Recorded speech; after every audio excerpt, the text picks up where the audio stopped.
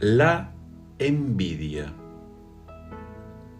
Estamos recorriendo este tiempo pascual, que es un tiempo, decíamos una y otra vez, marcado por la luz de Jesús resucitado, por la verdad, por la vida nueva, por la alegría, por el no miedo, por la compañía de Jesús, por la paz que Él nos ofrece, por la misericordia que nos invita a vivir. Es decir, es un tiempo donde somos invitados a recibir muchos regalos de parte de nuestro buen Señor.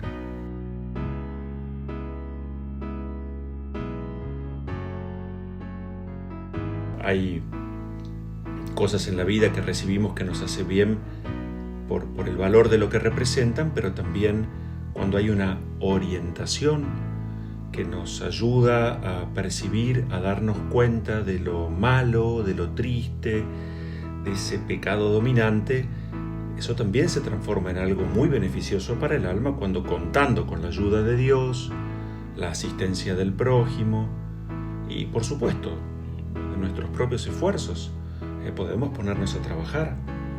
Decíamos en este tiempo que si la Pascua de Jesús es paso de la muerte a la vida, de la oscuridad a la luz, y si yo quiero que ese paso de Jesús sea también el mío, esto es celebrar la Pascua, bueno, debo empezar a dejar de lado todo lo que de muerte hay en mí.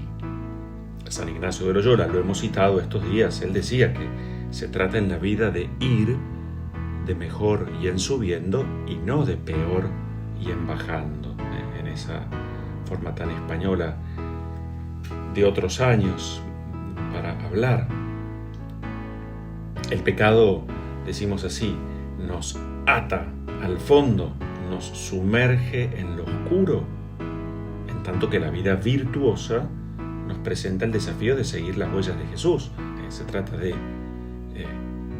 hacer el bien, pero también se trata de evitar el mal.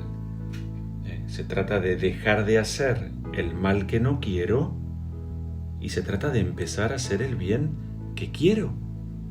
Esto es fuente de felicidad, claro que sí. Entonces, en este sentido, reconocer e identificar nuestras debilidades y miserias es un buen punto de partida. Es como un nuevo comienzo para quien quiera progresar en su vida espiritual. Yo quisiera proponerles que nos detuviéramos en aquello que hoy el relato del libro de los Hechos nos dice acerca de el sumo sacerdote textual y los de su partido, la secta de los saduceos. Y dice el libro de los Hechos, llenos de envidia, mandaron prender a los apóstoles y los encarcelaron. Yo recojo un poco de este texto, de esta palabra, ¿no? No solo tenían envidia, sino que estaban llenos de envidia. Vamos a recordar que la envidia es un pecado capital. Nos dice el catecismo de la Iglesia que los vicios pueden ser catalogados según las virtudes a las que se oponen, o también pueden ser referidos a los pecados capitales que la experiencia cristiana ha podido distinguir siguiendo las enseñanzas de San Juan Casiano y de San Gregorio Magno. Son llamados capitales, la palabra viene del latín caput, que significa cabeza, porque estos pecados generan otros pecados y otros pecados, son como pecados madre. La Iglesia históricamente, siguiendo a estos autores, los agrupa en 7: la soberbia, la avaricia, la envidia, la ira, la lujuria, la gula y la pereza. Hoy yo les propongo algunas reflexiones, algunos pensamientos que tal vez puedan ayudarnos a mirarnos en este sentido y reconocer todo aquello que no nos hace bien y que como pecado capital es madre, padre de otros pecados, de otros errores, de otros vicios. Por eso es muy importante trabajar en el orden del espíritu, es decir, desarrollar esa vida interior para poder crecer en el bien y hacerlo mucho mejor y dejar de hacer el mal que nos lastima a nosotros y por supuesto que lastima a los demás. En primer lugar diré que la envidia manifiesta la tristeza que se experimenta ante el bien del prójimo. Y suele aparecer además un deseo desordenado de poseer esos bienes del prójimo. Y es más, muchas veces hasta de forma indebida. Y a tal punto que cuando deseo ese mal para el prójimo, eso ya se transforma en un pecado grave, así llamado pecado mortal. Esto lo refiere el Catecismo, 2539. San Agustín veía en la envidia el pecado diabólico por excelencia. De la envidia nacen el odio, la maledicencia, la calumnia, la alegría por el mal del otro y la tristeza por su prosperidad. De esto hace mención San Gregorio Magno. La envidia representa una de las formas de tristeza y por lo tanto un rechazo del amor. Porque el amor es ante todo y en primer lugar alegría por el bien del otro. La envidia es todo lo contrario. Con frecuencia la envidia procede del orgullo. Y entonces, acá también nosotros debemos esforzarnos por seguir las huellas de nuestro Señor, que son huellas de humildad. Otro aspecto importante de la envidia es que la envidia, cuando se hace presente, amenaza la paz. Y por lo tanto, la envidia, que muchas veces está tan arraigada en nuestro corazón, siempre divide, genera enfrentamientos. Y si hay envidia entre las naciones, por ejemplo, es cuando aparecen las guerras. Recuerda el Catecismo que detrás de aquella elección desobediente de Adán y Eva se esconde aquella voz seductora opuesta a Dios, la de Satanás o diablo, que por envidia hizo caer, tentó, eligió y optó. Adán y Eva optaron, pero por envidia del demonio, que se creía Dios. Y esa es la propuesta que les va a hacer. Serán como dioses. Siembra en ellos esta mala raíz de la envidia. Nos recuerda la primera carta de Pedro que los discípulos de Cristo deben, escuchemos bien, rechazar toda malicia, todo engaño, hipocresías, envidias y toda clase de maledicencias. Vamos a recordar también que una persona envidiosa no es a partir de sí misma, sino a partir de lo que el otro es, de lo que el otro tiene, de lo que el otro hace y que a ella misma le está faltando. La mirada del envidioso siempre está puesto en el otro como referente de lo que quiere ser y tener. No vive en sí mismo el envidioso, vive pendiente del otro, vive hacia afuera. Y vamos a recordar que se envidian los bienes materiales como también se envidian los valores espirituales o hasta los dones ajenos, ¿no es cierto? El envidioso vive en una permanente desvalorización de su propio ser y por eso intenta transferir para sí mismo aquello que ve en los demás. El envidioso en el fondo, aunque no lo reconozca, se desprecia, se minusvalora, es pesimista respecto de sí mismo. El envidioso se dice: yo voy a ser alguien en la medida que tenga o incorpore lo que el otro es, tiene o hace.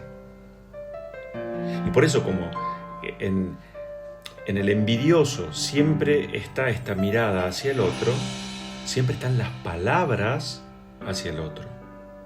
La envidia es una verdadera enfermedad del alma, cuyos síntomas muchas veces no son visibles.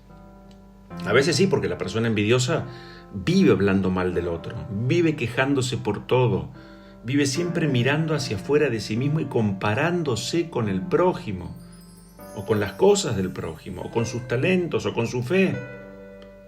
El envidioso siempre está disconforme consigo mismo y con el mundo en el que se mueve. Podríamos decir así, el envidioso en realidad tampoco ve, no ve profundamente, ve solo superficialmente. El envidioso vive de apariencias. El envidioso es incapaz de agradecer lo que es, lo que tiene o lo que hace. Es como si viviera siempre en el plano del resentimiento. Siente que la vida, Dios, el prójimo, todo el mundo está en deuda con él. Vamos un poco más allá. El envidioso muchas veces puede llegar a ser como un eterno frustrado, ya que todo lo que desea siempre está afuera de sí y por lo tanto nunca lo va a poder alcanzar. Detesta ver al otro contento. Ojo, el envidioso ve el encanto, ve la belleza, ve la riqueza, pero como si le hubieran sido arrebatados a sí mismo, como si solo a él le correspondieran. La envidia, por lo tanto, siempre es celosa y posesiva. La envidia empieza por preguntar, ¿por qué no tengo yo lo que otros tienen?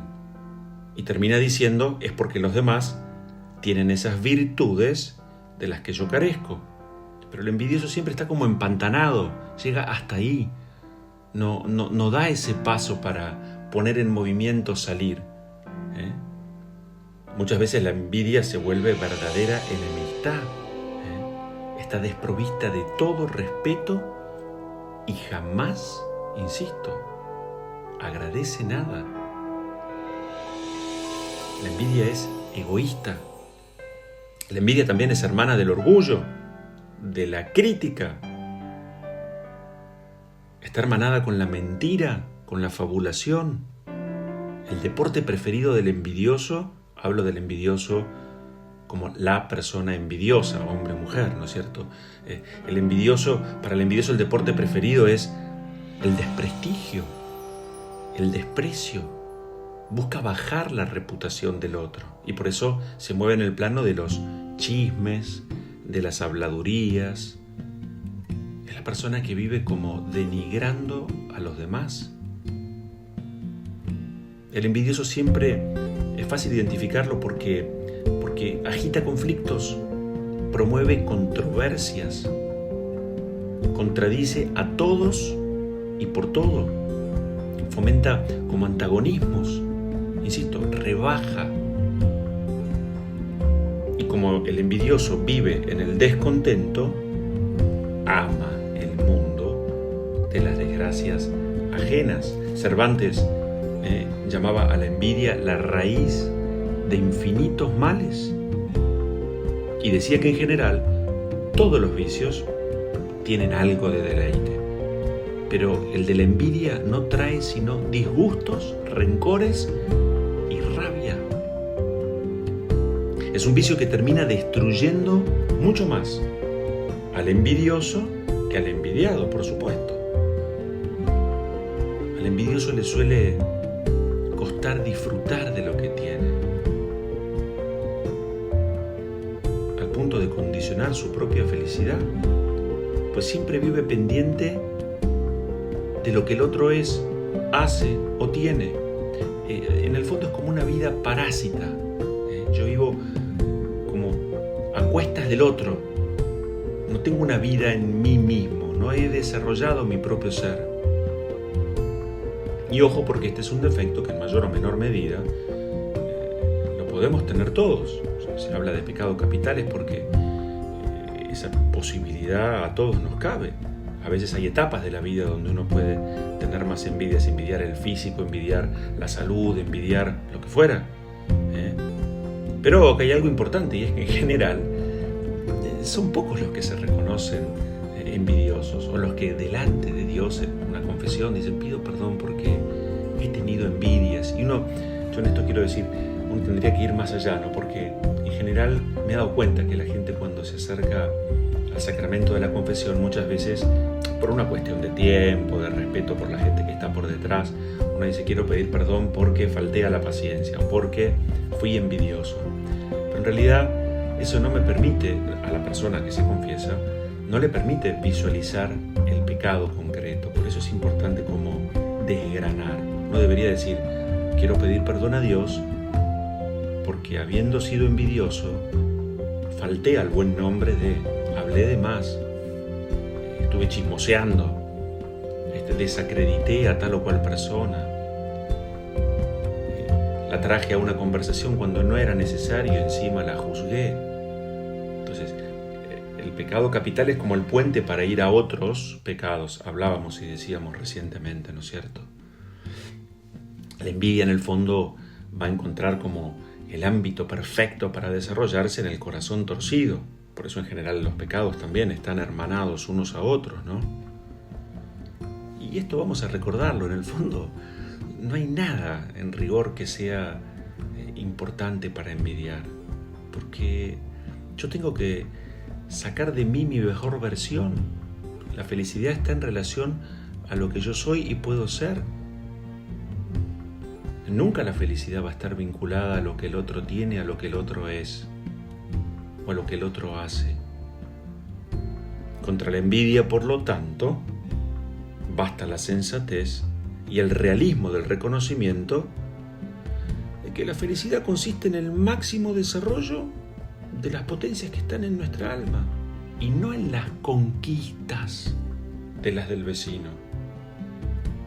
Martín Fierro decía, ¿no? A nadie tengas envidia, que es muy triste el envidiar. Cuando veas a otro ganar, a estorbarlo no te metas. Cada lechón en su teta es el modo de mamar, decía. Bueno, entonces, finalmente algunas como orientaciones, nada demasiado profundo, pero simplemente qué hacer cuando la envidia se hace presente en nuestra vida. Fulton Sheen, a quien hemos citado tantas veces, él nos recuerda que la santidad no es un lugar al que uno llega, sino un camino por el que uno viaja. Y él nos recuerda entonces que el santo es aquel que se preocupa por pulir, sacarle brillo a su propio corazón. Y en este sentido, dado que todos tenemos las así llamadas como debilidades dominantes o faltas preponderantes, él decía que frente a cualquiera de estas debilidades, hoy podría ser por ejemplo la envidia, lo primero que había que hacer era rogar a Dios con humildad, que ilumine esos lugares oscuros de nuestra alma y nos dé fuerza para vencer el pecado.